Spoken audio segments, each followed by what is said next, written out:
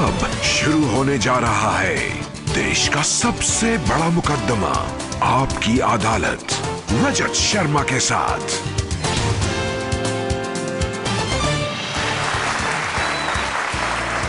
नमस्कार, आपकी अदालत में आपका स्वागत है। आपकी अदालत में आज पेश करेंगे एक ऐसे व्यक्ति को जिन्हें हमने कई रूपों में देखा है। ये साधु हैं, स्वामी हैं, ये समाज सुधारक हैं, टीम अन्ना के मेंबर हैं और इलेक्शन लड़कर चुनाव भी जीत चुके हैं। मैं आमंत्रित कर रहा हूं आपकी अदालत में आज का यह खास मुकदमा स्वामी अग्निवेश पर। स्वामी अग्निवेश,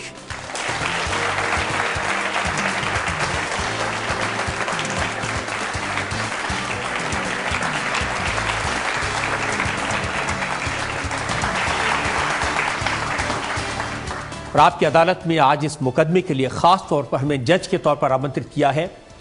आज के जज हैं जाने माने विचारक और लेखक डॉक्टर वेद प्रताप वैदिक।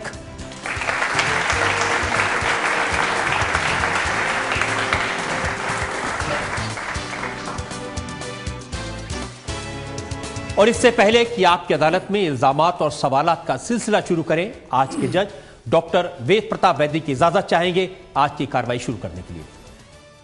इजाजत। और स्वामी जी, इससे पहले कि मुकदमा चले, आप पर सवाल पूछें, इल्जाम लगाएं, हम ये बताना चाहते हैं कि स्वामी अग्निवेश को हम जानते हैं टीम अन्ना के मेंबर के तौर पर, लेकिन इसके अलावा भी इन्होंने बहुत कुछ किया है। क्या किया है, क्या पृष्ठभूमि है, ये देखते हैं एक फिल्म में।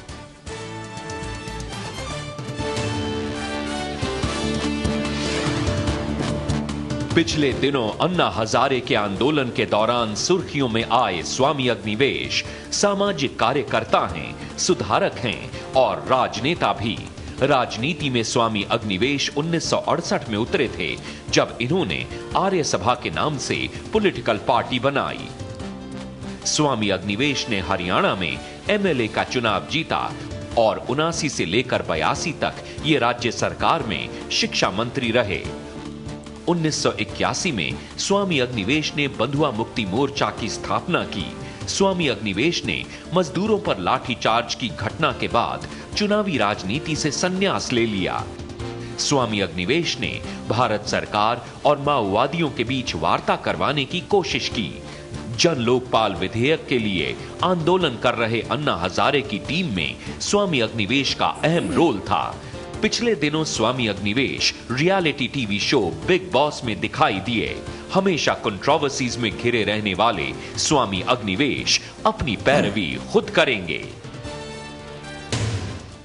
तो मुकदमा शुरू होता है। आपकी अदालत में पहला इल्जाम स्वामी अग्निवेश पर।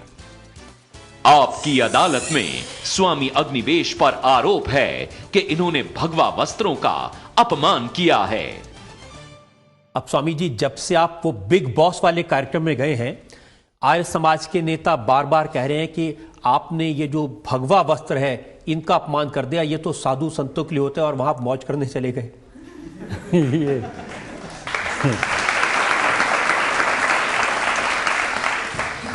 मैं वहाँ अपने आप को एक बहुत कठिन परीक्षा में डालने गया था। इन कपड़ों को पहन करके मैं अंदर कुछ होता, बाहर कुछ होता, तो वो पाखंड कहलाता। मैं वहाँ अंदर गया ये जानते हुए कि मेरे प्रति कुछ भी अभद्रता हो सकती है, और वो मेरे प्रति नहीं होगा, एक प्रकार से सन्यासी के प्रति भी हो जाएगा। आप कैसे जानते थे? आप देखते थे बिग बॉस? नहीं, मैंने जाने के पहले 2-3 एपिसोड जब मुझे बुलाया गया, मैं बार बार मना करता रहा कि मैं तो जानता नहीं इस एपिसोड को, कभी देखा नहीं।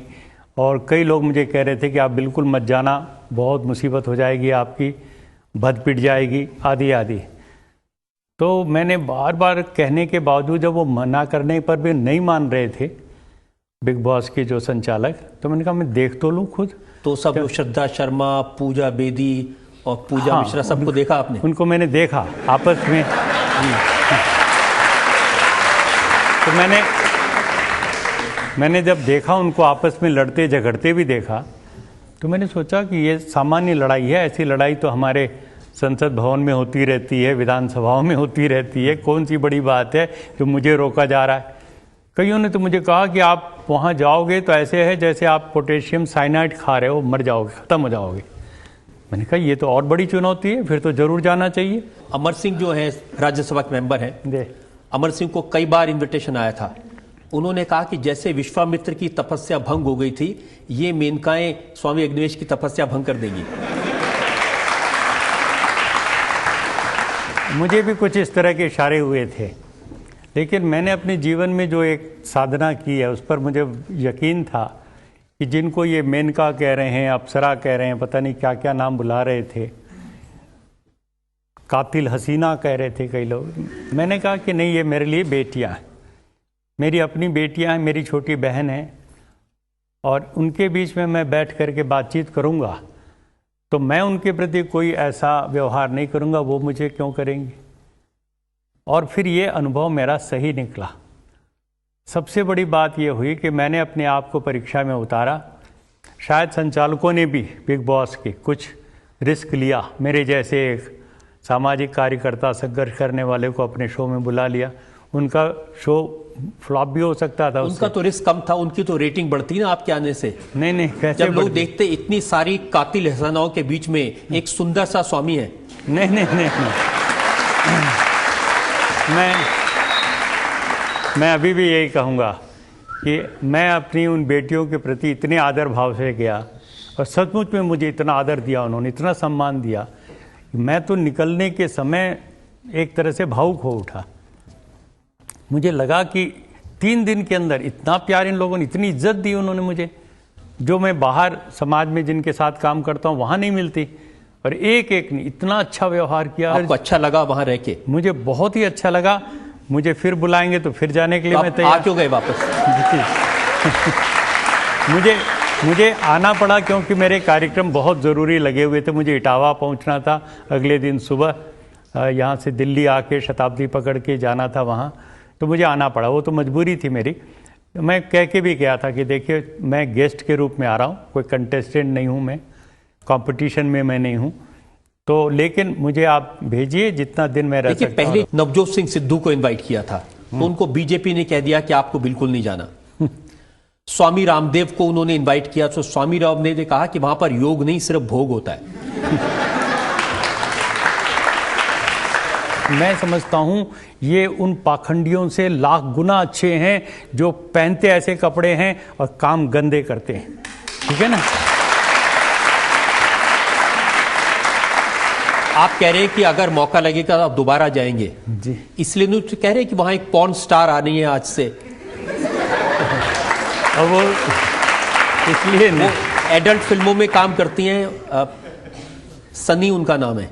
मैं जानता नहीं किसी को, मुझे अपने ऊपर जानता, मैंने भी अखबारों में पढ़ा है कि वो उस शो में आनी। मैं अपने ऊपर इतना विश्वास करता हूँ। मेरा पूरा जीवन 45 साल का, कलकत्ते में विद्यार्थी के तौर गया था 17 साल की उम्र में।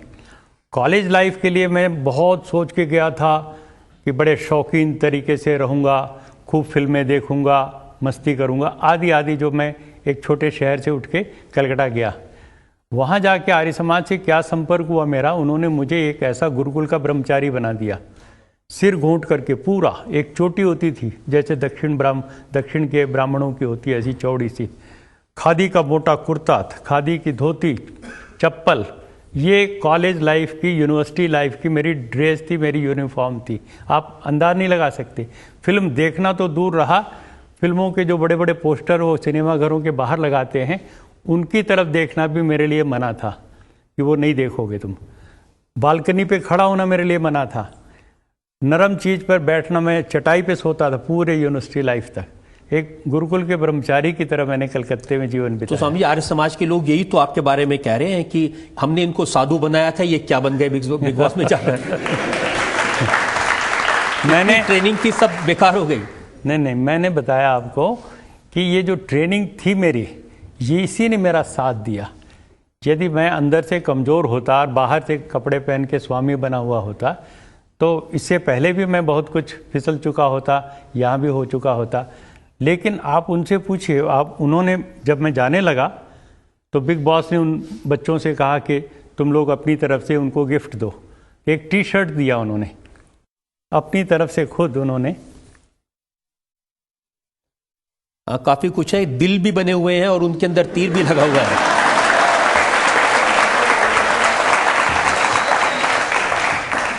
कहाँ है दिल और तीर? अरे आपने वही नहीं देखा, देखिए मुझे सबसे पहले वही दिखाई दिया। देखिए देखिए देखिए देखिए, ये सबसे पहले लिखता है लक्ष्मी, जो अपने आप को गर्व से कहती है मैं हिजड़ा भी हूँ और उनके मानवाधिकारों के लिए लड़ती हूँ। कहती है learning under your feet was divine. फिर जूही नाम की जो लड़की है वो कहती है your teaching touched our hearts, your being is a blessing, your thoughts awakening, we are with you, I am lucky to meet you, thanks for everything Swami ji, love you, regards जूही।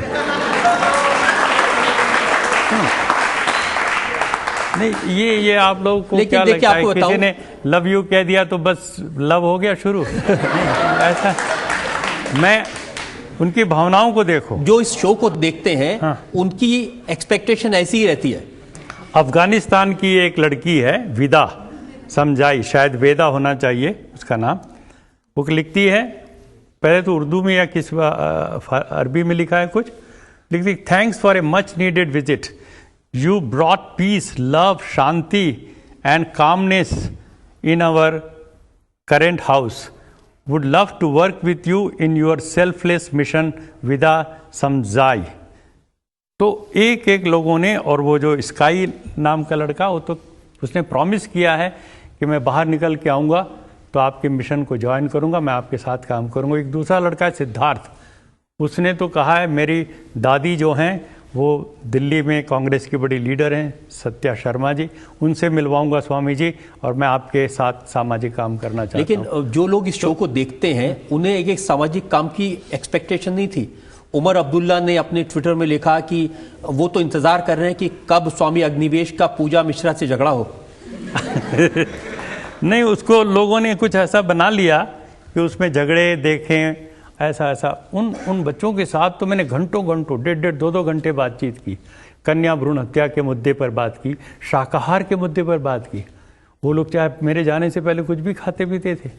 3 दिन 3 रात उन्होंने मेरे लिए शुद्ध शाकाहारी भोजन बनाया, बर्तन तक बिल्कुल मेरे लिए अलग रखे, ऑमलेट तक नहीं बनने दिया मेरे बर्तन में उन्होंने। कहने का मतलब, और खाना खाते समय हम लोगों ने हाथ पकड़ करके सहनावतु सहनो भुनक्तु सह वीर्यम करवा वहै तेजस्विनावधीतमस्तु माँ विद्विषावहै, वेद का मंत्र पढ़ा। मैंने उसका अर्थ समझाया कि आपस में किसी से द्वेष नहीं करना, हमें मिल करके रहना है। लोग ये जानना चाहते हैं कि वहाँ जितने थे, एक वो मॉडल है श्रद्धा शर्मा, फॉर्मर मिनिस्टर अफगानिस्तान जिनका जिक्र आपने किया, पूजा मिश्रा विजय है, पूजा बेदी, जूही परमार, सोनाली नागरानी, तो सबसे अच्छी कौन लगी आपको इनमें? देखिए, ये सवाल मुझे वो जो सुनील दत्त जी के बेटे, क्या नाम, संजय दत्त, उन्होंने मुझसे बाद में फ़ोन करके पूछा कि स्वामी जी इनमें सबसे अच्छी को अच्छा या अच्छी कौन लगी। ठीक, मैंने कहा मेरे लिए सब बराबर लगे, मेरे सब बच्चे हैं, मेरे जैसे माँ के बच्चे सब बराबर होते हैं, इस तरह से मैंने सब के लिए अपनी शुभकामनाएं दी। लेकिन आर्य समाज के नेताओं को क्या जवाब देंगे जो ये कह रहे हैं कि भगवा पहनकर वहां जाने से इस भगवे ऐसे लोगों की परवाह नहीं करनी चाहिए, बेचारे चिल्लुपों कर रहे हैं, करने दीजिए। आर्य समाज असली वो है जो महर्षि दयानंद के सपनों का आर्य समाज है, जो पूरी दुनिया को आगोश में लेना चाहता है। उनको डर है कि आज आप बिग बॉस में गए हैं, कल आप फिल्मों में जाएंगे, परसों आप आइटम नंबर करेंगे। देखिए, यदि मैं फिल्मों में भी जाऊंगा अच्छी बात ही कह करके आऊँगा, मुझे मौका तो दे कोई फिल्मों में आने का। मैं उस उम्र का या उसका नहीं हूँ एक्टर या उस तरह की दुनिया का, लेकिन मैं चाहता हूँ ये शो और फिल्म इसके माध्यम बनने चाहिए। मुझे दुख तब होता है कौन सा शो ये इस पर केवल एंटरटेनमेंट के होकर के रह जाने, हल्के फुल्के नहीं। इन शो का एक बहुत बड़ा सामाजिक लक्ष्य होना चाहिए। स्वामी जी, उनका कहना है कि बहुत सारे शोज हैं, जैसे कौन बनेगा करोड़पति अमिताभ बच्चन करते हैं, उसमें जाके अपनी बात कह सकते थे। कोई फिल्मी गानों के शोज होते हैं, उसमें जाके अपनी बात कह सकते हैं, जिसमें आप किसी में जज बन के अपनी बात कह सकते हैं। आपको ले देखिए ये बिग बॉस ही क्यों मिला? देखिए, मुझे मिला नहीं, मुझे कोई बुलाए, मान लीजिए आप बुलाए तो मैं आपके अदालत में आ गया, हाँ, मुझे कोई और दूसरा बुलाए तो मैं वहां जाने के लिए तैयार हूँ। स्वामी जी, हम आपकी तरफ से इस पूरा इनविटेशन, जो लोग ये शो देख रहे हैं, फिल्म के प्रोड्यूसर्स, डायरेक्टर्स जो प्रोग्राम्स बनाते हैं, बिल्कुल, सबको ये हुआ, सब लोग आपको बुलाएंगे और आप सबके प्रोग्राम में जाएंगे। बिल्कुल, मैं तैयार हूँ। कॉन्ट्रैक्ट साइन कर दीजिए मेरी तरफ से। मेरे पास इल्जामात की फहरिस्त बहुत लंबी है। हम एक ब्रेक के रुकेंगे और ब्रेक के बाद आपकी अदालत में स्वामी अग्निवेश पर जनता के इल्जामात और सवालात का एक और दौर।